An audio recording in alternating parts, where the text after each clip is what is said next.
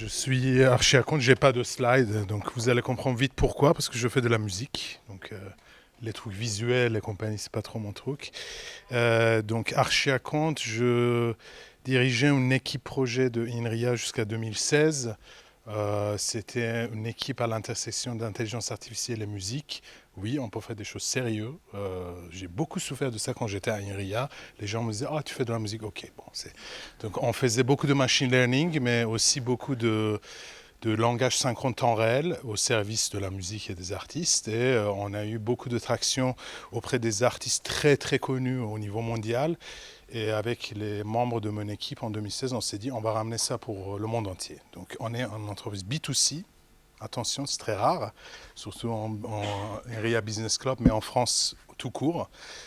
Donc on fait une application mobile pour les musiciens qui leur permet de jouer avec un orchestre à leur propre vitesse.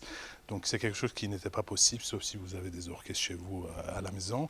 Donc grâce à l'IA, notre application est bourrée de technologies, sauf que personne s'en fout en fait. Les gens utilisent notre application pour faire de la musique et sentir le joie de jouer avec des orchestres et d'autres musiciens ensemble.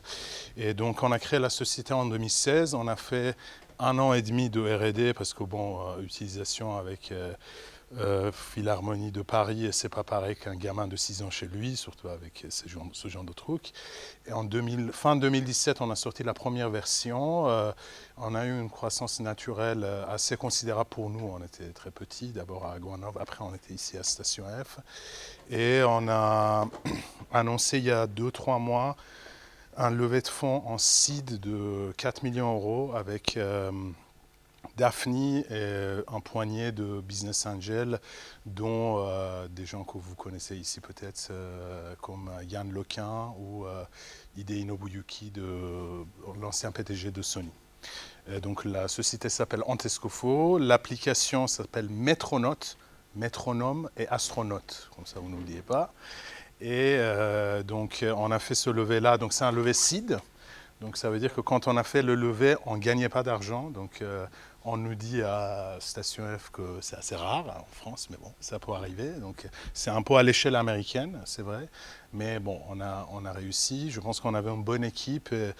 Alors qu'est-ce que je peux donner comme conseil? Posez-moi plutôt des questions, mais je crois qu'une chose qui était très importante pour nous, c'est qu'on était tous des gens extrêmement passionnés. Donc moi déjà, à Henriette, je m'en foutais que les gens considéraient la musique comme un sous-domaine. Donc moi, je publiais dans le même revue qu'eux. J'ai continué aussi quand j'étais entrepreneur. Quand on allait voir des VC, alors il faut savoir que notre application actuelle, c'est pour la musique classique. Mais on peut aussi faire du karaoké et tout ce que vous voulez. C'est pour des raisons stratégiques qu'on ne le fait pas maintenant. Tous les VC nous disaient, bah, allez, faites du karaoké. Nous, on leur disait, ben non. Pourquoi? Parce qu'on croit à ce qu'on fait.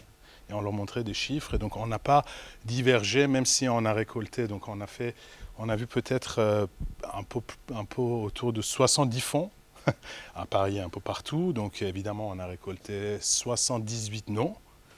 Donc il y en a 2 qui ont marché, après il y a des business angels qui ont suivi.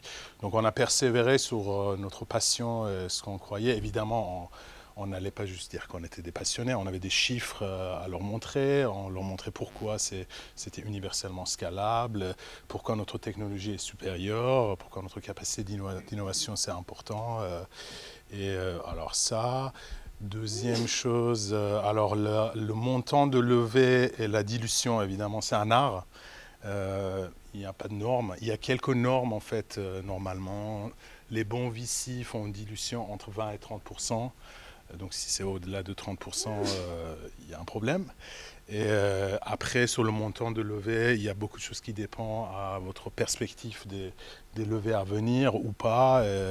Et donc peut-être un conseil que je peux vous donner, c'est que surtout si vous démarrez au début, vous êtes extrêmement fragile, ce qui nous a permis en fait d'avoir le temps pour bien négocier, avoir le temps de créer la traction. C'était les aides qui existent, c'était BPI, on était lauréat de ILAB, on était lauréat de CIN, c'était l'aide de CESAT de INRIA à l'époque. Ils ont changé 10 fois l'acronyme des pays, mais c'était l'aide de CESAT de INRIA. Donc INRIA était actionnaire jusqu'à la dernière levée de fonds.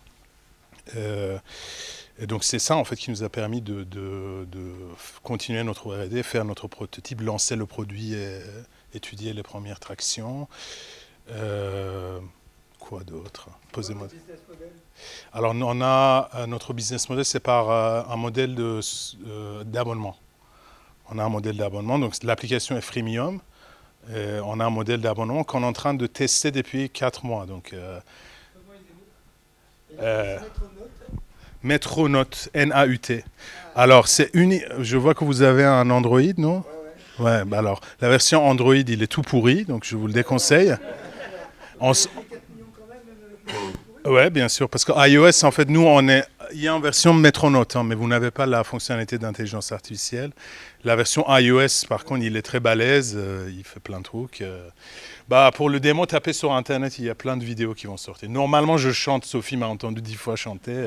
Donc, j'étais accompagné par IT Translation au début, qui était très utile.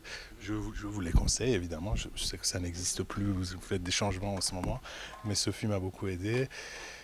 Bah voilà, posez-moi des questions. Vous avez pris un lover ou vous avez fait... Non, on a fait nous-mêmes. Et je pense que c'était important pour le début, je pense que c'est important. Après, il y en a qui réussissent avec des lovers, hein, mais je pense que, alors, de mon expérience, en fait, en fait, il faut que vous mettiez 2 minutes, même si c'est très difficile, à la place des fonds. En fait, c'est du jackpot. Donc, en fait, il y a aucun moyen de rationaliser leur boulot. Donc, s'ils ne vous voient pas, s'il y a un écran entre vous et ces gens-là, surtout très tôt, ça ne marche pas. Donc, en fait, les gens qui ont investi chez nous, ouais. Vous avez fait Serie A ou Seed? Serie A. Donc Serie A, c'est différent parce que vous avez des métriques. Donc vous avez déjà montré une croissance. Dans notre cas, on est Seed. Donc à l'époque, on venait de lancer notre monétisation. Donc il n'y a rien. Donc c'était important. Peut-être que pour les séries d'après, on prendra des levers, mais probablement non. Après, nous, on a une culture, on aimerait bien tout faire. C'est aussi important de savoir que au tout début, j'ai cherché à avoir un fondateur qui était très fort en business. Ça veut dire que mon autre cofondateur, c'est quelqu'un senior, c'est un serial entrepreneur qui a vendu son précédente boîte plus de 200 millions. Et donc, il est rentré par la passion de la musique, etc., etc. Donc, en fait, nous, on allait à deux. Moi, j'étais monsieur techno et lui était monsieur business. Donc, on allait les voir toujours en binôme. Alors, on a commencé en avril 2018. Parce qu'on était finaliste de South by Southwest, donc on s'est dit qu'après tout le monde va nous adorer, la presse et compagnie. Bah non. Et en fait, on a signé vraiment genre 30 juillet 2018, quoi, les term sheets. Après, la signature finale, c'était fin novembre. Donc, ouais, 6-7 mois. Ça prend beaucoup de temps. Ça prend beaucoup de temps, ça peut devenir très douloureux. L'été dernier, on pensait vraiment qu'on n'arriverait pas. On pensait qu'on n'arriverait pas et c'est le prêt d'amorçage de BPI qui nous a sauvés en fait. C'est un fonds qui vous permet de faire un bridge. Justement, vous vous dites que je suis en train de lever. Si vous avez un term sheet, on avait déjà un term sheet quand on n'arrivait pas à lever. Et donc, ils peuvent vous donner de 100 à 300 000.